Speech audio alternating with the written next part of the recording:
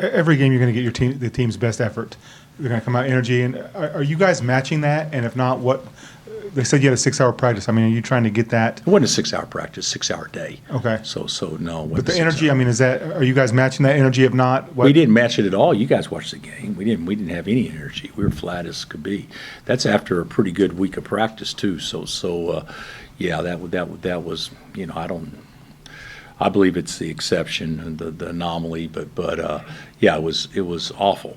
And when you say we're awful, that sometimes takes credit away from the other team, and I don't mean to do that at all, but certainly we didn't play with any energy at all, I don't think, for the first 25 minutes of that game.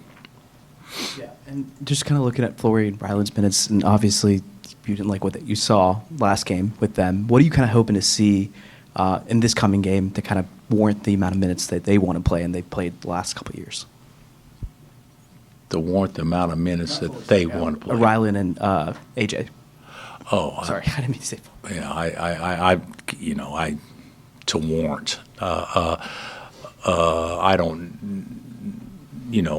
know that there's a thought process for me that warrants guys to play so much. I just want to play the guys that in my opinion give us the best chance to play well and give us the best chance to win the game. So in that particular situation, I probably didn't think in the 25 combined minutes they played that we really got much out of either one of them in that particular situation. So. And you mentioned playing the three bigs more. Will we see more Flory and Hunter together or Flory and KJ together?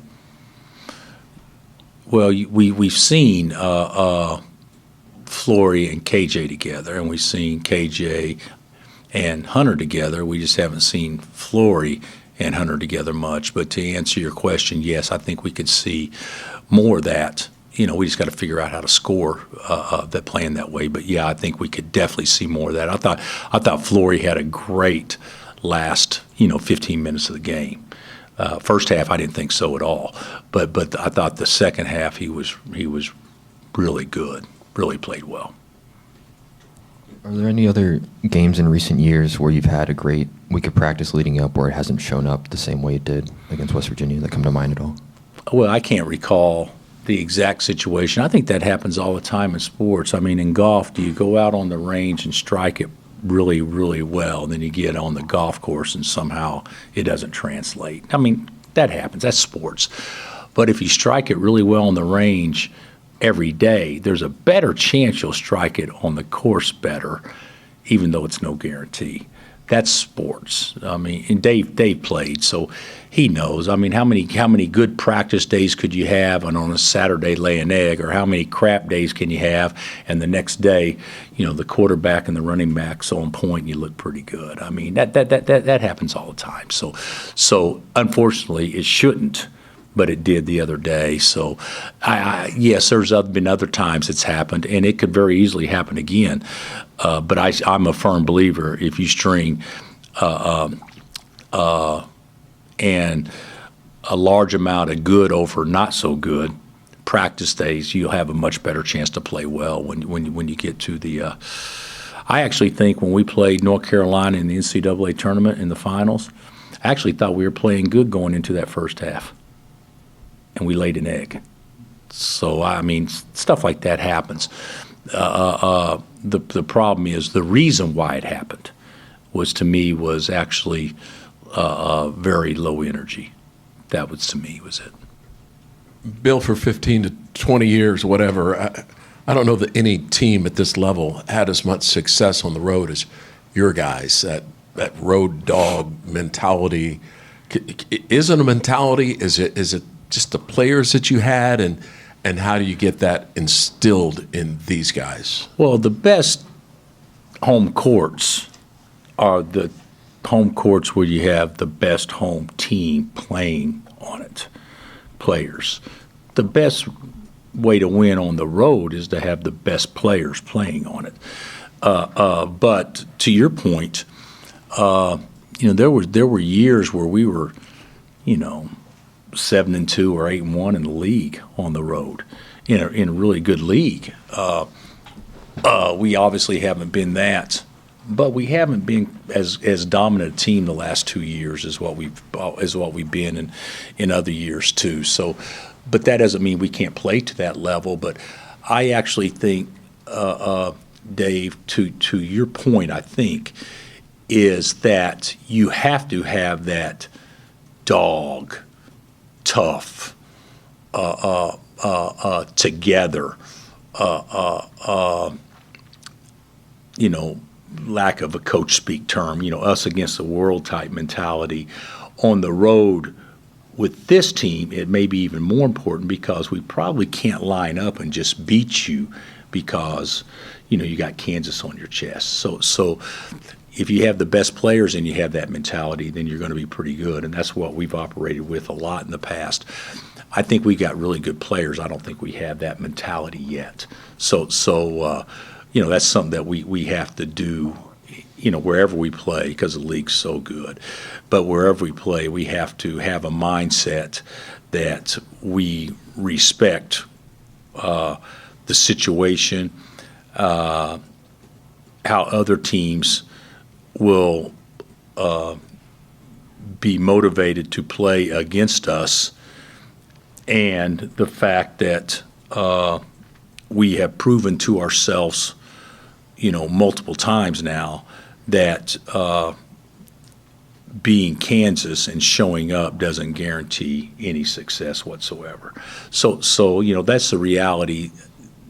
That's always been the case, but I think we have to probably respect that and realize that more now that unless we are at a certain level, a magical type level, then our chance for success isn't quite as good as what it's been maybe in some other years. And just a word about UCF, the game last year, the personnel that returns and who they've added to. Well, they've got 3 guys that are averaging 15, and their leading scorer is not playing but 2 games so far, and I think he scored 14 or 15 points in his first 2 games, so he's averaging 7. Sellers. So you've got 4 guys that are all capable of getting 20, at least. And you got a 7'2" big guy inside that blocks and alters as well as anybody in the country. I mean, he's good. He's a freshman, but he's averaging 4 blocks a game as a freshman. So yeah, they got a good team. They're better offensively than they were last year. Last year, I thought they were freakishly athletic as a unit, and this year they're very athletic as well. But I think they're more skilled than they were last year. Going back to the road mindset, is that something that comes from you, the coaches? Does that come from the players? Where does establishing that us against the world mindset have to start? I would say collectively with everybody. Guys, I without being too philosophical here, you can look at a lot of things and you can say, well, they got to guard this differently. I could agree. You could say, well, they need to run something differently. I could agree. The thing that is misleading is the things that you run or the way that you guarded things, if it's done with a certain exuberance, still works. And mistakes are magnified by lack of energy, and mistakes are minimized by the presence of energy. To me, that's the bigger issue than the actual things that look like, oh my God. I mean, I'm watching it, oh my God, how'd we give up that layup? Oh my God. Well, yeah, we broke an assignment, but we break assignments all the time. And energy, it's like a pass rusher. The receivers are the same open when there's no rush as there is when there's a rush. The quarterback doesn't see or able to feel the receivers being open because he's worried about surviving. And that's not what we did the other day. Does that make sense to you a little bit? So that's what I think is the mindset from an energy standpoint is just we have to be better at that. And to be honest with you, I'm sounding negative now. I don't mean to sound negative. That's how I see it as a coach. I also see things that we can do better technique-wise, but it's hard to really evaluate technique totally if you don't really have the energy to really evaluate what's real or not real. So those are things that I think that you have to do home or away, and obviously we didn't do it the last game. We've done it in the 450 games or whatever it is since we've been here. We've done it, or no, we've been here more than 450 games. Of the 700 games almost since we've been here. We've done it 690, but we didn't do it the other day, And to tie that into the Creighton and Missouri games, Yeah, is exactly. that the energy you're talking about? I thought I'm also screwed up on Tuesdays. Was it Tuesday? I thought Tuesdays was actually worse. I thought the play in the other two games and energy combined in the first half was awful. I thought Tuesday was worse. So. What's the team mood after the game? You said they were down. Yeah, How's it now? well, you can probably tell by my overly optimistic mood right now that the team is probably taking a little bit of its lead from that.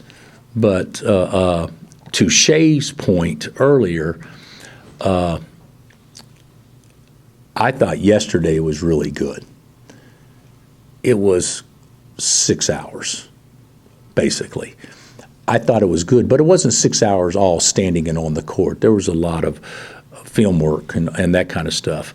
And I told them, I said, even though you guys may not feel better, I feel a hell of a lot better. So so at least we got through that. So I actually thought that was good. And I also think some things differently than the way a lot of people may think about it from a coaching perspective. It's a long season, it's a grind, it's a process, all the coach speak things. But the bottom line is, I don't know that I've ever had a team that didn't go through some crap to actually get to where they wanted to go. In 2018, we had a pretty good team. We went to the Final Four, and we lost 3 games at home. Never done since I've been here. In 2022, we had a pretty good team, but we saw what a real team looked like at the end of January, a team that could win the national championship. And they lose in the first round, and we win a national championship. Sports is crazy. So the immediate feeling I have is I'm not happy, but I also understand that the way you feel today doesn't necessarily have to, in any way, shape, or form, reflect how you feel 2, 3, or 4 weeks from now. So maybe this will be a benefit to us. The question I would have to the guys, why would it be a benefit to us today if it wasn't a benefit to us 3 weeks ago? That's the question I have. So we have to change some things, because let's just call it like it is. We're really good in November. We haven't been very good in December. Isn't that the truth? So we've got to find a way to get back to where we were and amp it up even more. And we can look at, well, we need this guy to do this, or this guy to do that, or the coaches need to do this, or you know what we need to do is play with the passion and the energy and the enthusiasm that teams that love to play with. That to me is pretty simple. So and we didn't do that the other day, which ticks me off. Still upset about it. But that's not what bothers me the most. It bothers me the most that we didn't do it the other day after we didn't do it 3 weeks ago too. You see, you guys know where I'm. So we got to figure some stuff out and probably have some good, do better talks and some things that get to the root of the situation. Not that it's awful, but it's awful if you're wanting to play at the highest level of collegiate basketball. Do you just remind them to get the swag back? How they Yeah, that's all you got to do is remind somebody to do it, and then it automatically happens. It's amazing. Hey, there's dust that you can actually sprinkle on head these days that handles all that stuff. I think that's a good question, though, Gary.